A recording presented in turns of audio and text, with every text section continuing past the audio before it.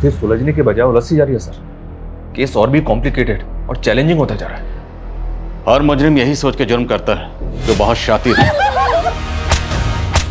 बचता रहेगा, कभी पकड़ा नहीं जाएगा। और मासूमों की चीखें, उनका दर्द हमेशा इस कायनात में गूंजता रहता है। सच को चाहे कब्र में दफना दो या चिता की आग में झुलसा दो, और सच की एक नियति है, वो हर कब्र से निकलकर, हर चिता से उठकर एक ना एक दिन सामने आता जरूर है। स्वाहा स्वाहा स्वाहा। अपने हथेली को काट के अपने खून की आहुति देना।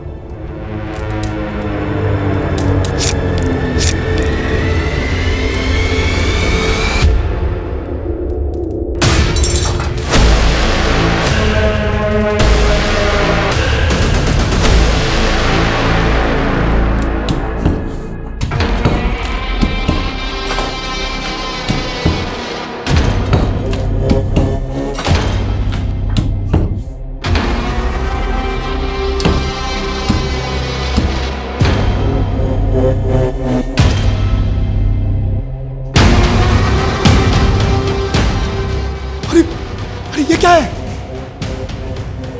ये तो कंकाल है। वो तो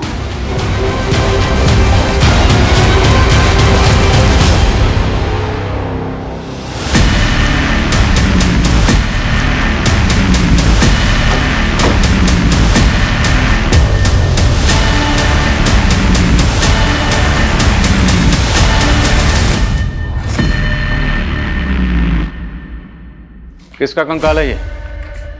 किसको मारकर गाड़ा है यहाँ पे? सर हमें कुछ नहीं मालूम, हमारा कोई लेना देना नहीं है इस कंकाल से। आपके घर के दीवार में कंकाल है और आप कह रहे हैं आपका कोई लेना देना नहीं है? सर हम इस घर में सिर्फ 2.5 साल से ही रह रहे हैं। हमने ये घर बनाया लिया था, क्या पता हमसे पहले रहने वालों ने लाश गाड़ रखी हो। यहाँ हाँ सर, हम तो घर के रेनोवेशन के लिए ये दीवार तोड़ रहे थे। अगर हमने कुछ किया होता तो हम दीवार थोड़ी ना तोड़ते सर। आप दोनों के हाथ में चोट कैसे लगी? अपने हथेली को काट के अपने खून की आहुति देना। ये सब उस गुरुजी की उल्टी सीधी हरकतों की वजह से हुआ है। कौन गुरुजी? नवल किशोर शास्त्री, उनके कहने पर ही हमने ये दीवार तोड़ाई थी।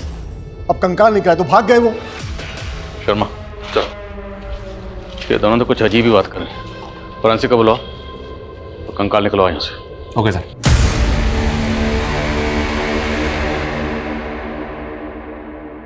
पूनम, पूनम थोड़ी देर ये पढ़ाई छोड़ दे और चाय नाश्ता कर ले। पढ़ाई में ऐसे खो जाती हो ना, तुम्हें खाने पीने का बिल्कुल ध्यान नहीं रहता। लो खाओ। हुआ क्या बताऊं, इस इकोनॉमिक्स ने ना होश उड़ा रखे मेरे। पिछली बार ग्रेड्स कम आए थे ना, तो मैंने ठान लिया था कि इकोनॉमिक्स में तो मुझे टॉप करना है।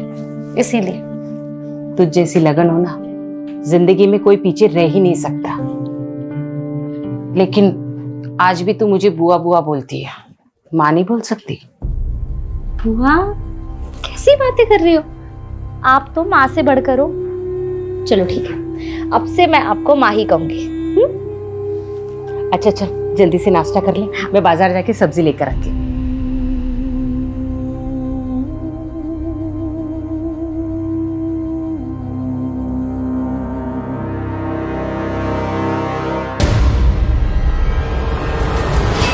क्या पूनम, बॉयफ्रेंड से बात हो रही थी? नहीं पापा जी, बस ऐसे ही।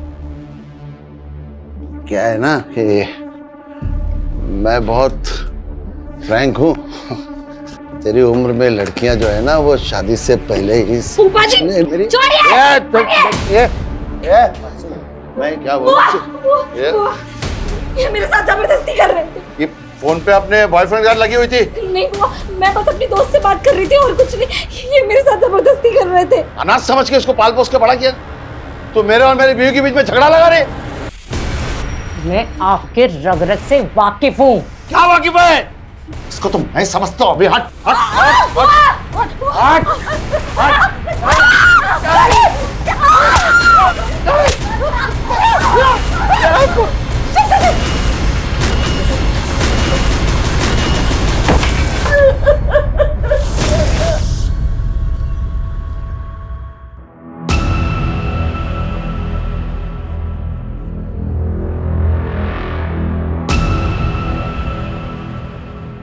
आप लोग इस घर में नहीं रह सकते। मैं घर सील करना होगा जब तक जांच पूरी नहीं होती। मेरा भाई यही नजदीक में रहता है, हम वहाँ चले जाएंगे। हमसे पूछे भी ना, आप दोनों मुरादाबाद से बाहर मत जाइएगा।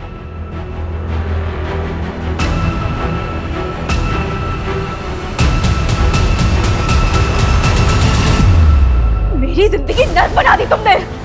अब और नहीं, मैं सब कुछ खत्म कर दूंगी यार।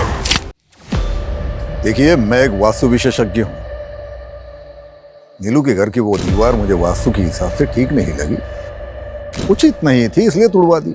अब उसमें कंकाल निकल आया, उसमें मेरा क्या दोष है? और इस दीवार को तोड़वाने के लिए जो आप लेबर लेकर गए थे, हमने सुना वो सब आपके चेले थे। बिल्कुल, हमारे चेले थे। नीलू और उसका पति भी आपके भक्त हैं, लेकिन अब वो सारा दोष आप ही पे मर रहे हैं। उनका कहना है कि आप पहले से जानते थे कि दीवार में कंकाल है। हम कैसे जान जाएंगे कि उसमें कंकाल था? अगर जानते तो तुड़वाते क्यों? वो तो मुझे दिव्य ज्ञान से आभास हुआ था कि उस दीवार में कुछ अनिष्ट है, और उसी दिव्य ज्ञान से हमें आभास हुआ है कि नीलू के भाई अविनाश की दाढ़ी में तिनका है। आचार्य जी, दाढ़ी को साइड में रखिए, स्पष्ट शब्दों में बताइए क्या कहना चाहते हैं। नीलू का भाई उस दीवार को गिराने का विरोध कर रहा था।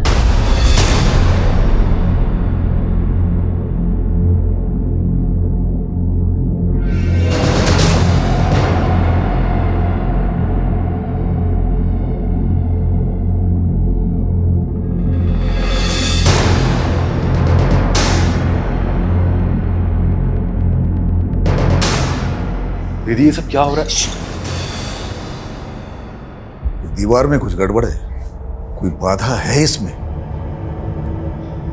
तोड़ दो इस दीवार। अरे बंद करो ये नाटक। ये क्या पागल बना रखा है मेरे दीदी और जीजा जी को? और दीदी, तुम क्यों इस पाखंडी के चक्कर में पड़ी हुई हो? ये तो अपनी दक्षिणा ले जाएगा, और इसके कहने पे तुमने तोड़फोड़ करवा दी ना, तो फालतू के खर्चे में आ जाओगी। ये लो, तुम्हारे भाई को हमारा अपमान करने के लिए बोला यहाँ पर। अरे चुप करिए आप। चुप करो अविनाश। अगर गुरुजी के खिलाफ एक शब्द भी बोला ना तो मुझसे बुरा कोई नहीं होगा। चुप। आपने भी कुछ हम उल्टे सीधे काम नहीं किए। हवन में नीलू और उसके पति को हाथ काटकर खून डालने के लिए कहा। क्या नौटंकी थी वो? नौटंकी नहीं है, पूजा की विधि है। अब बलि तो नहीं चढ़ा सकते, तो सांकेतिक रूप से उस पूजा को संपन्न किया। कोई गुनाह है? और अगर हमें आपके खिलाफ कुछ मिला तो आपके सारे दोष दूर कर दूंगा। हमसे पूछे बिना शहर से बाहर मत जाइएगा, उचित होगा।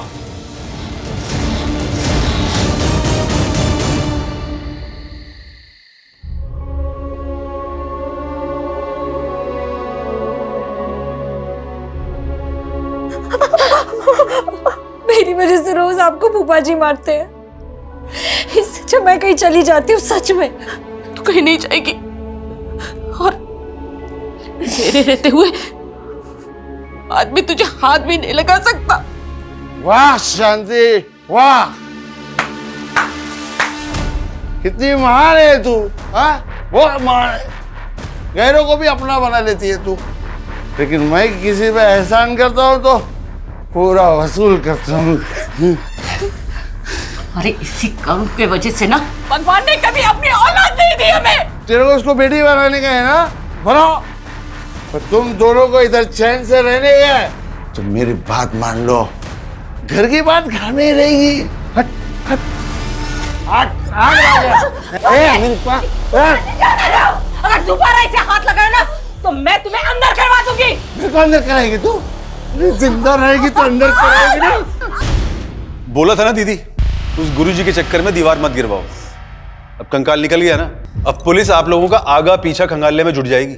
आपको पता है उस दीवार में किसको मार के गाड़ा गया था? हमें कैसे पता होगा?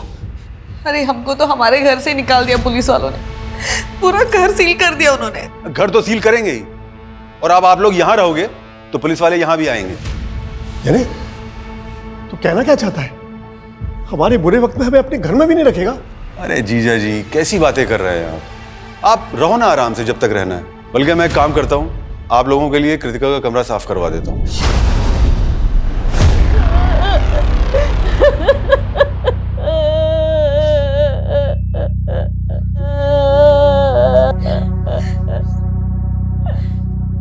संभालो अपने आप को। लेकिन कल रात को तो तुम्हारे घर से बहुत शोर आ रहा था, और आज अचानक से भाई साहब को। हार्ट अटैक आया उनको।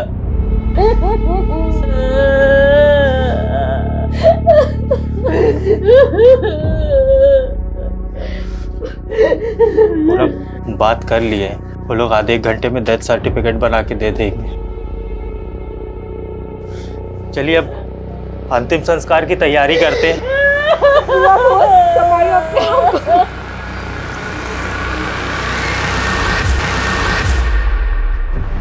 डिटेल पोस्टमार्टम रिपोर्ट के हिसाब से जो कंकाल हमें लक्ष्मी सदन में मिला वो कंकाल किसी लड़की का जिसकी उम्र 20 से 30 साल के बीच में रही होगी। हालांकि मौत कब हुई होगी डॉक्टर इसका सही से पता नहीं लगा पाए, पर उनका अंदाजा है कि मौत 2 से 3 साल पहले हुई होगी। सर मनोज कह रहा था कि वो और उसकी वाइफ लक्ष्मी सदन में कुछ 2.5 साल पहले रहने आए थे, लेकिन अगर उन्होंने ऐसा कुछ किया होता तो वो दीवार तुड़वाते ही क्यों?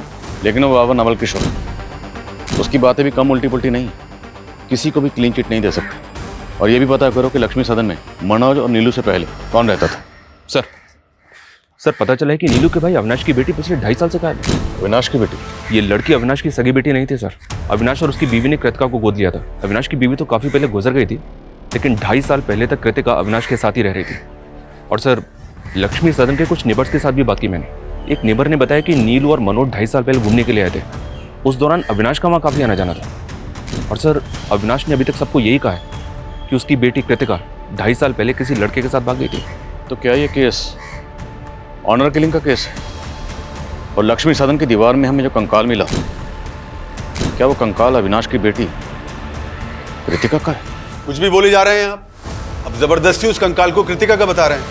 आप तो चाहते ही नहीं थे कि दीवार टूटे, क्योंकि दीवार टूटती कंकाल बाहर आता और आपका राज भी। अरे सर मेरी बेटी जिंदा है। कहाँ है कृतिका? यही तो मालूम नहीं है कि वो उसे बहकाकर ले कहाँ गया है। कौन, किसकी बात कर रहे हैं? समीर यहीं पास के इलाके में अपनी चाची के साथ रहता था, वही मेरी बेटी को बहका रहा था।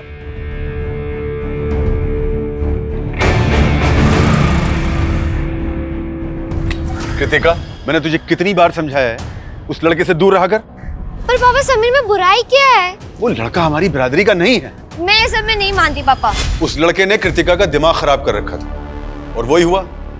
एक दिन कृतिका उस लड़के समीर के साथ भाग गई। और आपने पता करने की कोशिश नहीं की कि आखिर आपकी बेटी है कहाँ? मैं उस लड़के की चाची से मिलने गया था, लेकिन उसकी चाची ने भी कुछ नहीं बताया और बदनामी के डर से पुलिस में कंप्लेंट नहीं कर पाया। पुलिस कंप्लेंट इसलिए नहीं की क्योंकि आप कांड करके बैठे हुए। उस लड़के के बारे में बताइए जो कृतिका को लेकर भागा। अब हम पता करेंगे कि कृतिका कहाँ है। आंटी जी, जो लिखा होता है उसे टाला तो नहीं जा सकता। आप लोगों को किसी भी तरह की कोई भी परेशानी हो, कुछ भी जरूरत हो, हमसे बोलिएगा, हम हैं अभी।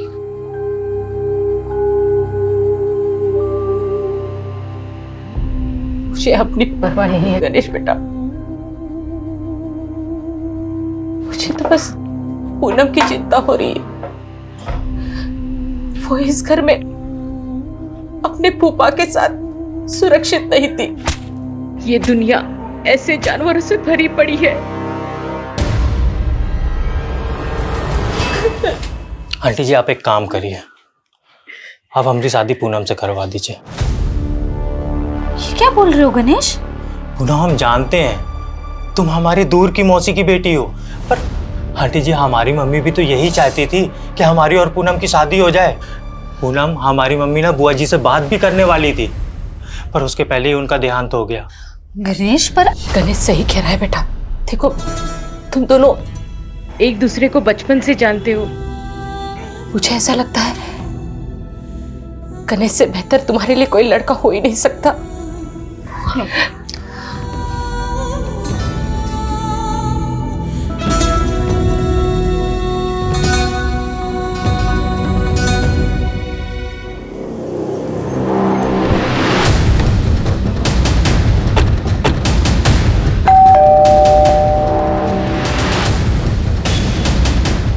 समीर यहीं रहता? जी, वो मेरा भतीजा था। हमें पता चला कि समीर किसी कृतिका नाम की लड़की से प्यार करता है, उसी के बारे में बात करनी है आपसे। आओ बेटा, बैठे। समीर ने बताया मुझे तुम दोनों के बारे में। तुमने अपने पापा को समीर के बारे में बताया? आंटी, उन्हें सब पता है, लेकिन मैं समझ गई बेटा, तुम फिक्र मत करो। मैं तुम्हारे पापा से बात करूंगी। लेकिन कृतिका के पिता ने मुझे और समीर को बेइज्जत करके घर से बाहर निकाल दिया और एक दिन समीर गायब हो गया और फिर कृतिका के पिता आकर मुझे परेशान करने लगे कि समीर कृतिका को भगा कर ले गया। आजकल कहाँ है समीर और कृतिका? मैं उन्हें पिछले 2.5 साल से ढूंढने की कोशिश कर रही हूँ। मैंने पुलिस कंप्लेंट भी की थी पर कुछ पता नहीं चला। समीर के माँ बाप कहाँ हैं? समीर के माँ बाप गुजर चुके हैं सर। मेरे अलावा उसका और कोई नहीं था। समीर की चाची ने जिस थाने में समीर की मिसिंग कंप्लेंट फाइल की थी, उस थाने की पुलिस टीम को भी ऐसा कोई क्लू नहीं मिला है जिससे पता चले कि समीर और कृतिका ने भाग के शादी की होगी। और अगर हम फॉरेंसिक रिपोर्ट पे जाएं तो जिस दौरान समीर और कृतिका गायब हुए थे उसी दौरान उस लड़की की मौत हुई थी जिसका हमें कंकाल मिला। तो पॉसिबल है सर कि मर्डर कृतिका का हुआ हो। सर हम डीएनए मैचिंग रिपोर्ट से भी अविनाश के खिलाफ कुछ भी साबित नहीं कर पाएंगे क्योंकि कृतिका अविनाश की सगी बेटी नहीं थी, उसने उसको अडॉप्ट किया था। मान लो 2.5 साल पहले कृतिका का कत्ल हो गया, इसलिए वो मिल नहीं रही। पर ये समीर कहाँ गायब है? कहीं ऐसा तो नहीं क्या अविनाश ने कृतिका के साथ साथ समीर का भी कत्ल कर दिया? अगर ऐसा है सर तो हो सकता है कि हमें लक्ष्मी सदन में दूसरा कंकाल मिले। चांसेस हैं, पता तो करना पड़ेगा। मैं डीसीपी सर से परमिशन निकलवाता हूँ। और पता चला लक्ष्मी सदन में मनोज और नीलू से पहले कौन रहता था? Yes sir. सर रजिस्ट्रार से पता चला है कि 3 साल पहले ये घर राघवेंद्र पांडे के नाम पे था। सर ये इस घर का लास्ट और फर्स्ट ओनर था। सर ये कई सालों से लंदन में है।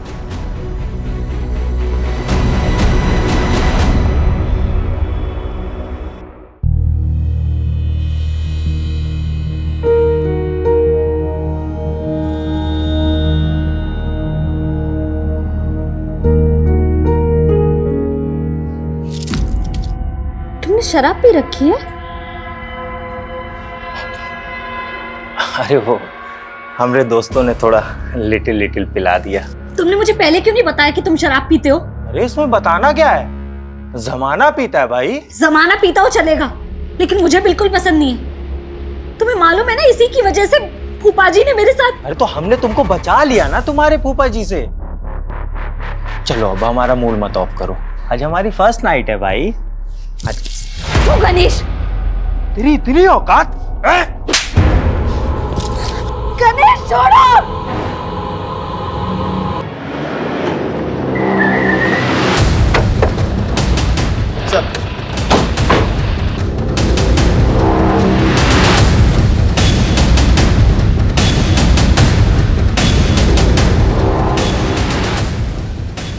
लाइट ऑन करो। पूरे घर को अच्छे से स्कैन करिए, एक एक कोना। Okay sir.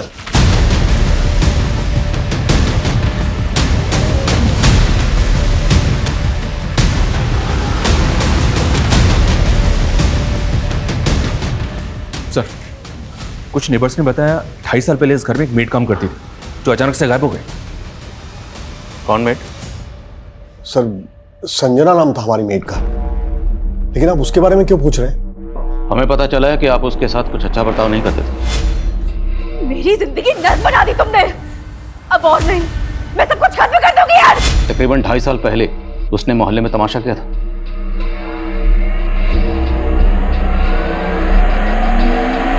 मैंने आप लोगों से उधार क्या मांग लिया? नौकर बना कर रखोगे, मार मार कर टांग बनाओगे मुझसे।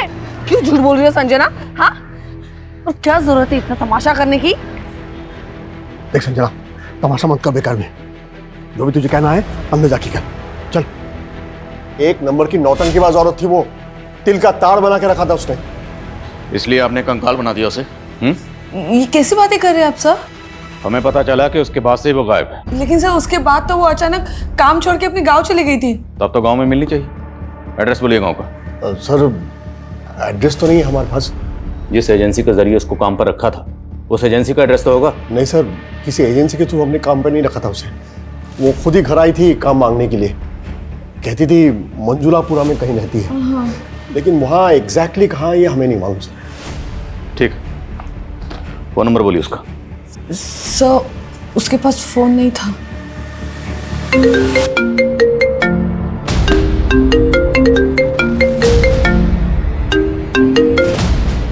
हेलो,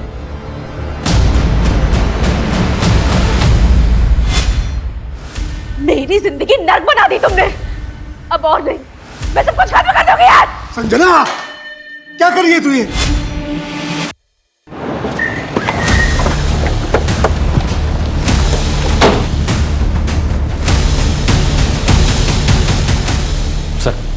एक डाउट है। ये देखिए, फर्श की ये टाइल्स एक ही कलर डिजाइन की है और ये टाइल्स बाकी टाइल्स के मुकाबले ज्यादा नई लग रही हैं।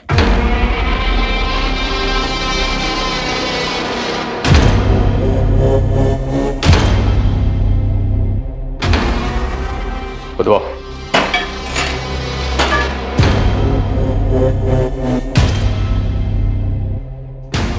एक मिनट विशाल, मिट्टी हटाओ। सर एक मिनट जल्दी। ये देखिए सर, एक और कंकाल।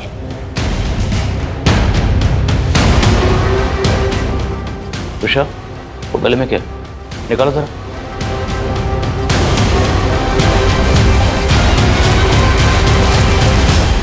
शर्मा, सब जगह खुदवाओ। पता नहीं और कितने राज दफन है इस लक्ष्मी सदन में।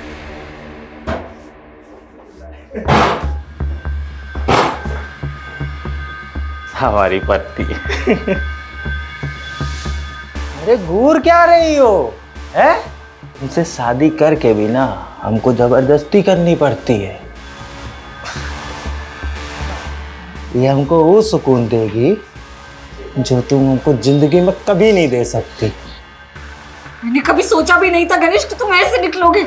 अरे हम ऐसे ही हैं। आओ डार्लिंग, बैठो। अब तुम देखो और चलो, है? पैर ऊपर कर लो, आराम से।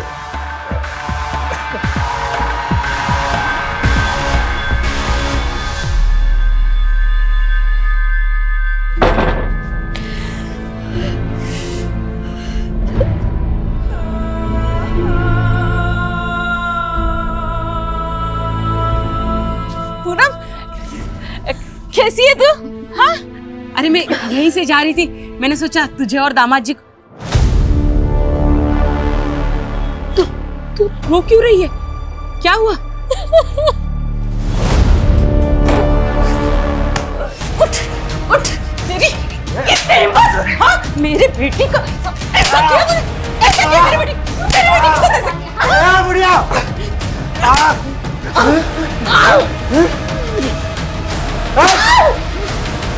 ये मेरी माँ पे हाथ उठाया! तुझे तो मैं बताती हूँ, तू रुक, छोड़ना मत।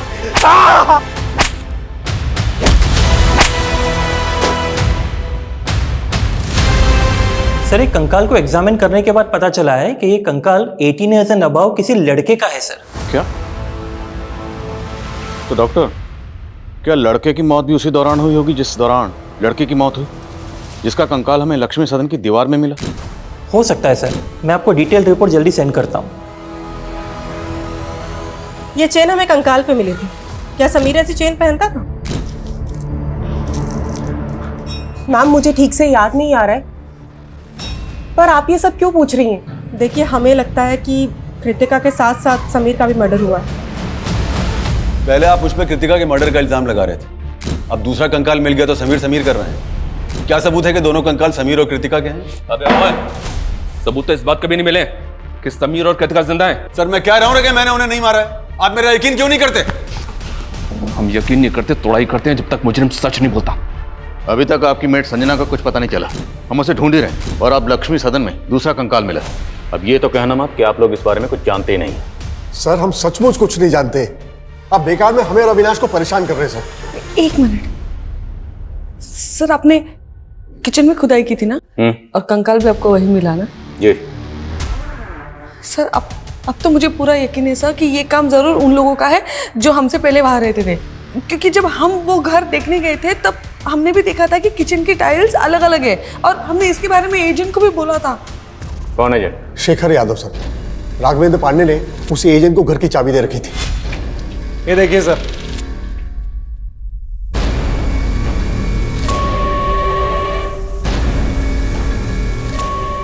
आइए सर, एक रूम और है, बहुत खूबसूरत है, आपको दिखाता हूँ। आइए। एक मिनट। क्या हुआ सर? ये फर्श तो बहुत अजीब ढंग से बनी हुई है, ना टाइल्स मैचिंग है ना ठीक से लगे हुए हैं। अरे सर, बहुत छोटी सी चीज है, डोंट वरी, सब हो जाएगा। हाँ जी। एक मिनट, लेकिन डील फाइनल करने से पहले हमें ओनर से मिलना है। हाँ जी बिल्कुल, पर वो फिलहाल तो लंदन में है सर। उनका ये कहना है कि एक बार जैसे ये डील लॉक हो जाती है तो रजिस्ट्रेशन के लिए इंडिया आ जाएंगे। सर ओनर तो सिर्फ डॉक्यूमेंट साइन करने के लिए आए थे सर, लेकिन उस वक्त लक्ष्मी सदन का करता धरता ये एजेंट शेखर यादव ही था। क्या सर, लक्ष्मी सदन में 2 कंकाल मिले हैं? ओ एजेंट, हमारे साथ ड्रामा मत कर। लक्ष्मी सदन का सौदा तुमने करवाया था ना? सर मैंने करवाया था, पर इस बात को 2-3 साल हो गए हैं। एग्जैक्टली। ये जो मर्डर हुए हैं ना, वो भी 2-3 साल पहले ही हुए। उस घर के पहले मालिक राघवेंद्र पांडे ने जाने से पहले चाबी तेरे हवाले की थी। लक्ष्मी सदन की चाबी 24 घंटे तेरे पास रहती थी, और जहाँ किचन में कंकाल मिला है वहाँ की टाइल्स बदली गई। और मनोज और नीलू ने तुझे इस बारे में बताया भी था। नहीं सर, मुझे इस बारे में कुछ नहीं बताया था। सर हो सकता है ये मनोज और नीलू ने ही टाइल्स बदल दी हो, या हो सकता है ये फर्स्ट ओनर और सेकंड ओनर ने ये सब कांड किए हो। फर्स्ट, सेकंड, थर्ड जितने भी ओनर सबको घसीटेंगे। तो ये बता, लक्ष्मी सदन में किसकी लाश गाड़कर राघवेंद्र पांडे लंदन भागा? सर मुझे क्या मालूम। सर मैं बस इतना बता सकता हूँ कि ये राघवेंद्र पांडे एक अय्याश किस्म का आदमी था। उसने मुझे लंदन जाने से पहले करीब 3.5 साल पहले अपना घर बेचने के लिए कहा था। उसके बाद मैं जब भी उससे जाके मिलता था तो हमेशा नए लड़के लड़कियों के साथ रहता था। उस दौरान ये अकेला रहता था सर। अरे शेखर, कैसा है? मैं अच्छा हूँ सर, आप कैसे हैं? बस बढ़िया, बैठना। नहीं सर, थैंक ड्रिंक। अरे नहीं सर। सर मैं ये कह रहा था, वो एक पार्टी से बात की थी आपके घर के लिए, तो 70 लाख रुपए बोल रहे हो। 85 लाख रुपए से 1 रुपया कम नहीं लूंगा। सर उसके 2 दिन बाद ये मेरे ऑफिस आया और कहने लगा कि लक्ष्मी सदन 70 लाख में बिकवा दो। लेकिन सर तब तक वो पार्टी दूसरी डील कर चुकी थी। उसके बाद उसने चाबियां दी और लंदन चला गया, बोला कि जल्द से जल्द बिकवा दूं। बोलो शर्मा। सर, रसोई के दूसरे हिस्से में एक और कंकाल मिला है। तीसरा कंकाल? जी हाँ सर, देखते ही देखते double murder case triple murder में बदल गया सर।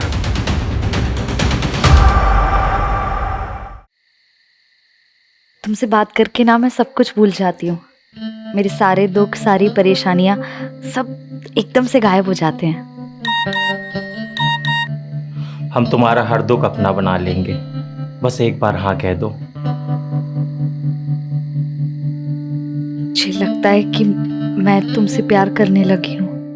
रिपोर्ट से साफ है कि पहला कंकाल 20 से 30 साल की लड़की का है, दूसरा 20 से 30 साल के लड़के का, और तीसरा 3 से 5 साल के बच्चे का। और इनके अलावा अभी तक और कोई कंकाल हमें नहीं मिला सर। अभी तक हमें ऐसा लग रहा था कि समीर और कृतिका का मर्डर हुआ होगा, लेकिन बच्चे का कंकाल मिलने के बाद ऐसा लग रहा है जैसे किसी कपल के साथ साथ उनके बच्चे का भी मर्डर हुआ होगा। शर्मा मत भूलो, नीलू और मनोज की मेड संजना भी गायब। हमारे जितने भी सस्पेक्ट हैं उनमें से हम किसी को भी क्लीन चिट नहीं दे सकते। फिलहाल इन तीनों विक्टिम्स की पहचान पता करने पर जोर दो। एक बार इनकी पहचान हो गई तो इस केस की चाबी हमारे हाथ में होगी। मैं कम इन सर? कम इन। सर मैंने लक्ष्मी सदन के पहले ओनर के बारे में पता किया है। राघवेंद्र अपनी बीवी नेहा और 5 साल के बेटे के साथ रहता था। सर उनका एक सर्वेंट भी था। सर लोगों का कहना है कि राघवेंद्र की अय्याशी की वजह से उसकी वाइफ से उसका बहुत झगड़ा होता था। शर्म करो राघव, एक बेटा है हमारा और तुम्हारी अय्याशी की खत्म ही नहीं होती। ज्यादा चिल्लाने की जरूरत नहीं है, वरना क्या कर लोगे? क्या कर? राघव छोड़ मुझे। साहब ये क्या कर रहे हो? अब तू ज्ञान देगा मुझे, तू ज्ञान देगा मुझे, तू देगा ज्ञान। सर 3.5 साल पहले राघवेंद्र के बीवी, बेटा और नौकर तीनों गायब हो गए। राघवेंद्र ने लोगों से कह दिया कि नौकर गांव चला गया और उसकी बीवी का किसी से एक्स्ट्रा मैरिटल अफेयर था, तो वो अपने बच्चे को लेकर उसके साथ भाग गई। तो क्या ये तीनों कंकाल राघवेंद्र की बीवी, बच्चे और उसके नौकर के भी हो सकते हैं?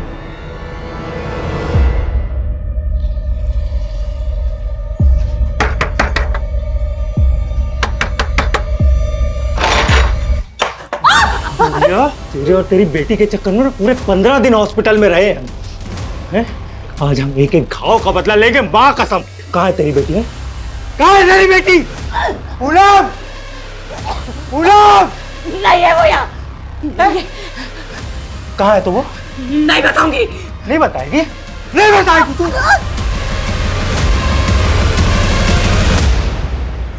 ठीक है राघवेंद्र जी, जरूरत पड़ी तो आपको फिर कॉल करूंगा। Thank you. इस राघवेंद्र को इंडिया बुलाना आसान नहीं होगा। कोर्ट से इसके प्रत्यर्पण की अर्जी हासिल करने के लिए हमें कोर्ट में अपनी दलीलें मजबूत करनी होगी। इस एजेंट शेखर को बुला, क्योंकि राघवेंद्र के लंदन जाने के बाद शेखर ने ही लक्ष्मी सदन में रेनोवेशन का काम करवाया था। सर मैंने सिर्फ कॉन्ट्रैक्ट दिया था रेनोवेशन का, मैं तो उस वक्त वहां रहता भी नहीं था। सर मुझे लगता है कि ये रेनोवेशन करने वालों ने ये कांड किया है। रेनोवेशन का कॉन्ट्रैक्ट किसे दिया था? सर माला शर्मा। सर हमने एकदम बेस्ट क्वालिटी का मटेरियल यूज किया है, ऐसे कैसे डैमेज हो गया? चिल्लाओ मत, हमने पूरी कमिटमेंट के साथ हमारा काम किया है। अब मेरी पेमेंट में से 1% भी काटा ना तो 100% वसूलूंगी, समझे? You don't know who I am. And Rohit, you कितनी बार कहा है तुमसे, अगर मटेरियल में मिलावट करो तो ऐसे करो कि किसी को पता ना चले।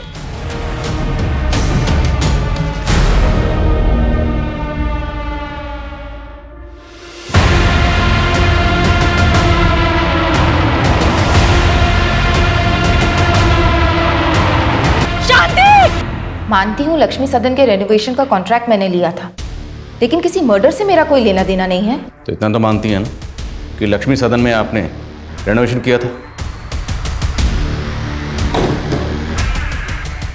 किचन की टाइल्स, दीवारों का टेक्सचर, ये सब आपने वहाँ पर चेंज किया। किचन और दीवार में कंकाल कहाँ से आए? मैंने कोई तोड़फोड़ नहीं करवाई थी सर, बस वास्तु के हिसाब से थोड़ा बहुत ऑल्टरेशन करवाया था। लेकिन बाबा नवल किशोर जो खुद वास्तु एक्सपर्ट है, उनका कहना है कि उस घर में वास्तु दोष था।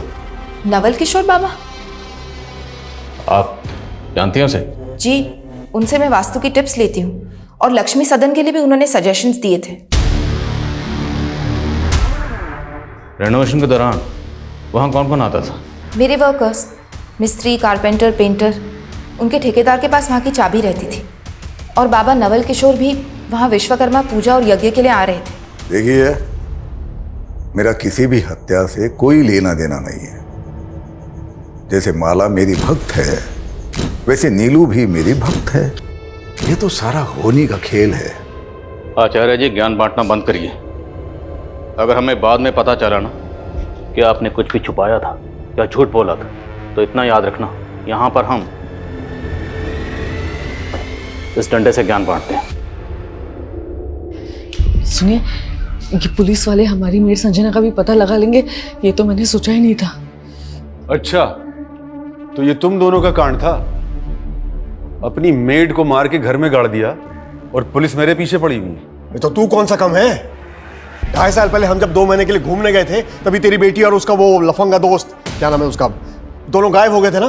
तूने ही दोनों को मार के गाड़ दिया होगा। एक तो मैंने तुम दोनों को घर में रहने की जगह दी और मुझ पे ही चढ़ रहे हो। चलो देख लो दीदी, चलो चलो, मैंने बहुत बड़ी गलती की। अविनाश, तुम्हें अपने घर में रहने नहीं चाहिए। अविनाश, जाओ यहाँ से। जिस वक्त लक्ष्मी सदन में रेनोवेशन का काम चल रहा था, उस वक्त बाबा नवल किशोर के अलावा माला के 3 ठेकेदारों के पास भी लक्ष्मी सदन की चाबी रहती थी। मिस्त्री राज, कारपेंटर योगेश और पेंटर मुन्ना, तीनों को हाजिर करो। सर,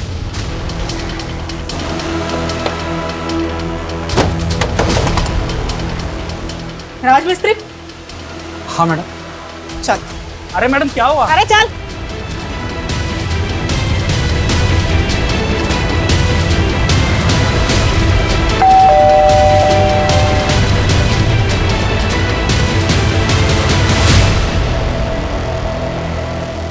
कृतिका, पापा, हमें हमारे दोस्त से पता चला है कि आपको पुलिस बहुत परेशान कर रही है। भले ही हमने आपकी मर्जी के खिलाफ शादी की थी, लेकिन मैं भूल नहीं सकती कि मुझ जैसे अनाथ को आपने पाल पोस के बड़ा किया है। इसीलिए हमने फैसला किया है कि हम पुलिस की गलतफहमी दूर करेंगे। उन कंकालों के बारे में मैं कुछ नहीं जानता। तेरे अलावा माला ने जिस कारपेंटर और पेंटर को ठेका दिया था, वो दोनों गायब। उन दोनों के फोन भी बंद है। अरे साहब, उनसे मेरा कोई वास्ता नहीं है। वो दोनों ना उमरा गांव में रहते साहब, वो एक ही आपको मिल जाएंगे। अविनाश का फोन आया था सर, कृतिका और समीर दोनों जिंदा है। और नीलू और मनोज की जो मेट थी संजना, उसके बारे में कुछ पता चला? जी हाँ सर, उस मोहल्ले की कुछ और काम वालियों से उसके गांव का पता चला है। वो बिहार की रहने वाली है। बिहार पुलिस को अपडेट दिया है मैंने।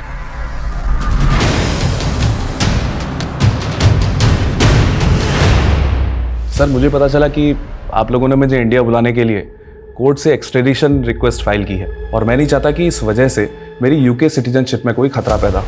इसीलिए आपकी गलतफहमी दूर करने के लिए मैं खुद यहाँ चला आया। बहुत बहुत शुक्रिया जो आप इतनी दूर से हमारी गलतफहमी दूर करने के लिए खुद यहाँ तशरीफ लाए। अब ये बताइए कि आपकी बीवी, बेटा, नौकर गायब है, करेक्ट? लक्ष्मी सदन जहाँ आप पहले रहते थे, वहाँ से हमें 3 कंकाल मिले। पहला कंकाल दीवार में और बाकी 2 कंकाल किचन की फ्लोर के अंदर। शर्मा, सर ये दीवार तो छत की लोड बियरिंग दीवार थी।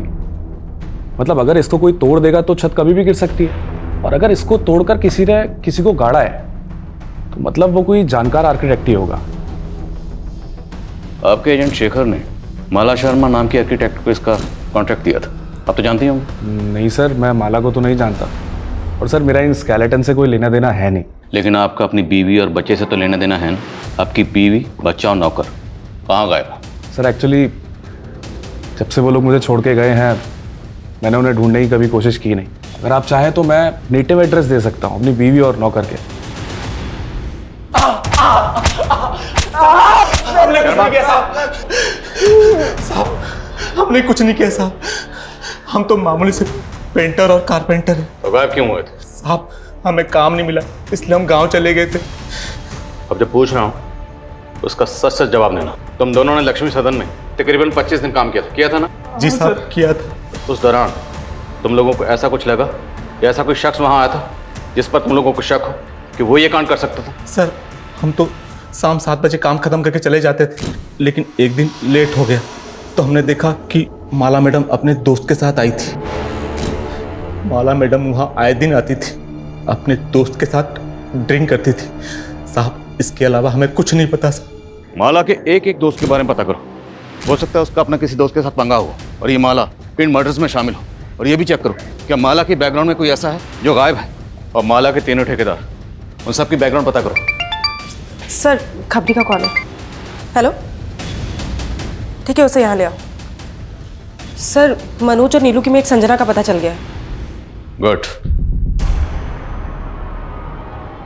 साहब नीलू और मनोज जी बहुत टॉर्चर करते थे साहब। उनसे उधार के लिए गुलामी बना लिया था उन्होंने, इसलिए मैं तंग आकर खुद ही मरना चाहती थी। मेरी जिंदगी नर्क बना दी तुमने, अब और नहीं, मैं सब कुछ खत्म कर दूंगी यार। संजना पागल हो गई क्या? क्या कर रही है तू ये? अगर वो लोग मारपीट करते थे तो पुलिस के पास क्यों नहीं आई? साहब हम गरीब लोग अगर पुलिस के चक्कर में पड़ेंगे तो हमें कहीं भी काम नहीं मिलेगा। संजना, कृतिका और समीर का तो पता चल गया है, लेकिन राघवेंद्र की बीवी, बच्चे और नौकर का अभी तक पता नहीं चला सर। लेकिन सर हमें ये जो तीनों स्केलेटन मिले हैं इनका एज ग्रुप भी इससे मैच करता है। सर हो सकता है राघवेंद्र हमें बेवकूफ बना रहा हो। हेलो सर, वो राज की इंफॉर्मेशन मिली है। राज की इंफॉर्मेशन? स्पीकर। हाँ बोल। 1.5 साल पहले बरेली की पुलिस ने उसे किसी केस में उठाया था। क्या केस था वो? सर वो तो मालूम नहीं, लेकिन पास की बस्ती में एक विधवा औरत रहती है अपने 2 बच्चों के साथ। वहाँ भी उसका आना जाना था सर। शर्मा, पता करो बरेली के कौन से थाने की पुलिस राज को उठाकर ले गई। राज को हाजिर करो।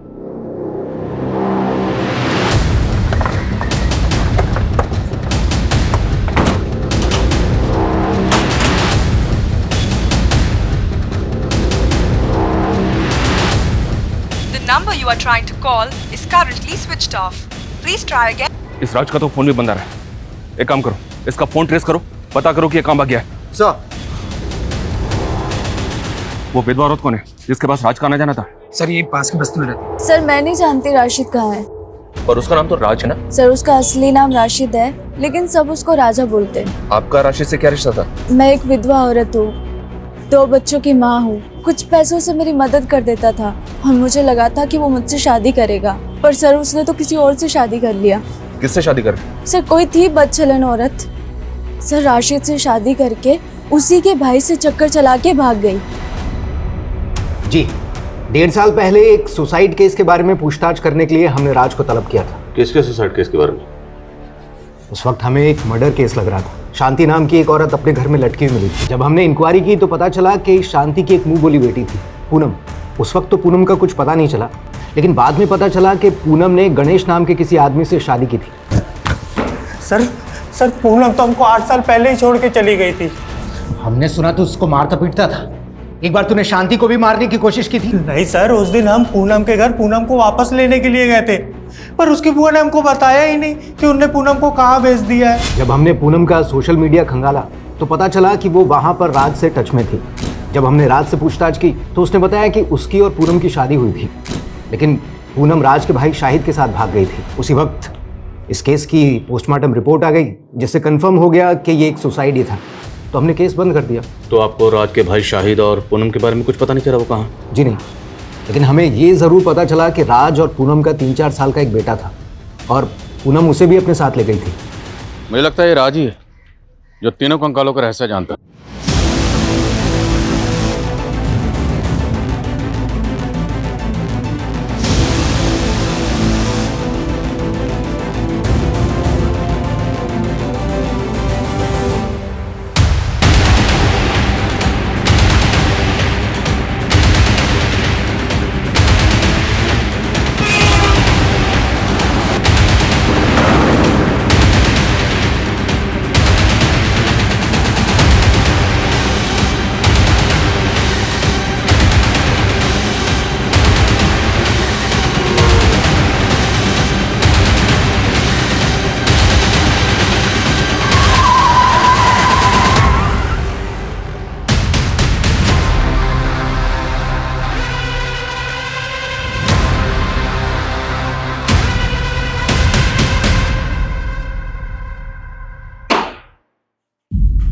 राज उर्फ राशिद, तेरे इस राज से पर्दा उठ चुका है। तेरा डीएनए 2 कंकालों से मैच हो चुका है। पहला कंकाल है तेरे भाई शाहिद का, और दूसरा तेरे बेटे का, और तीसरा पूनम का। सोशल मीडिया पर रिक्वेस्ट भेजी थी साहब मैंने उसको, उसने तुरंत एक्सेप्ट कर ली। फिर धीरे धीरे चैटिंग शुरू होने लगी, फिर मैं उसके दिल का राजा बन गया। शादी करने के लिए तैयार हो गए साहब मेरे साथ। लेकिन उसको ये धक्का बर्दाश्त नहीं हुआ था कि मैं राज नहीं राशिद हूँ। कुछ ही दिनों बाद मुझे पता चला कि उसका मेरे भाई शाहिद के साथ चक्कर चल रहा है। मेरे से मन नहीं भरता तेरा, मेरा भाई चाहिए तुझे। मैंने तुम्हारे भाई से थोड़ी सी बात कर ली, इसका मतलब कुछ भी निकालोगे क्या? शर्म आनी चाहिए तुझे राज। अरे 4 साल का बच्चा है तेरा और पूनम का, भाई पे शक कर रहा है। उनको दिखाने के लिए मैंने उनके झूठ पे भरोसा कर लिया साहब, लेकिन अंदर से बदला लेना था ना। और उस टाइम पे मुझे लक्ष्मी सदन का ठेका मिल गया था, और उस दौरान मेरे बेटे का बर्थडे आया। सही मौका मिल गया था मुझे, तो फिर वो लोग यहाँ आए, फिर मैंने बर्थडे का केक काटा। उसके बाद मैंने उनके कोल्ड ड्रिंक में जहर मिला दिया।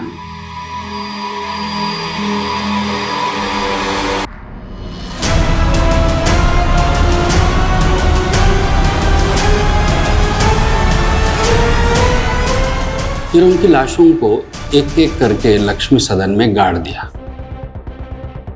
फिर मैं सबको बोला कि मेरी बीवी पूनम और मेरा बेटा शाहिद के साथ कहीं भाग गए हैं। और फिर एक बार मैं एक नए हमसफ़र की तलाश में जुट गया साहब। नया हमसफ़र मतलब नया शिकार। शर्मा, आशिक का जनाजा है, जरा धूम से निकलना चाहिए।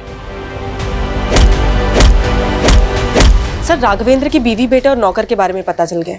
उसका नौकर तो गांव में है, लेकिन सर उसकी बीवी नेहा, सर वो किसी के साथ भागी नहीं है, बल्कि वो दिल्ली में टीचर की नौकरी करके अकेले अपने बेटे की परवरिश कर रही है। That's great. जब कोई औरत रिश्तों में धोखा खाने के बाद अपनी इज्जत, अपनी सेल्फ रिस्पेक्ट और अपने स्वाभिमान की परवाह करते हुए आगे बढ़ती है, पुरानी बातों को पीछे फेंक कर मूव ऑन करती है, तो वही फैसला उसके लिए सही होता।